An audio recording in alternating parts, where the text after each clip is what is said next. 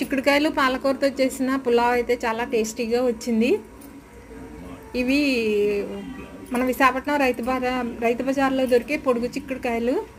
వీటితో మనం ఒకరోజు ఫ్రై చేశాను. ఫ్రై చేయగా కాస్త మిగిలాయి. ఆ మిగిలిన చిక్కుడుకాయలు తీసుకున్నాను. కొంచెం పాలకూర 2 కట్టలు ఉంటే అది తీసుకున్నాను.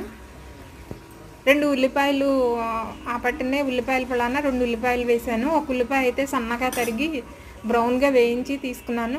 పులావ్కి ఏ విధంగా చేస్తామో అదే విధంగా మసాలాలు అన్నీ తీసుకున్నాను. ఒక స్ప్రింగ్ ఆనియన్ కట్ చేసి ముక్కలు వేసాను. ఇవేనండి ఇందులో వేసిన వెజిటబుల్స్.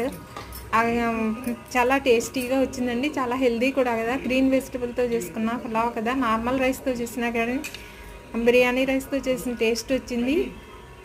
మా వారు కూడా మళ్ళీ వడ్డించుకొని తిన్నారు. రైతా చేద్దామంటే పెరుగు లేకపోయింది. సో సాంబార్తో కూడా చాలా బాగుందండి. ఉలవచారు కూడా ఉంది. Thank you for watching.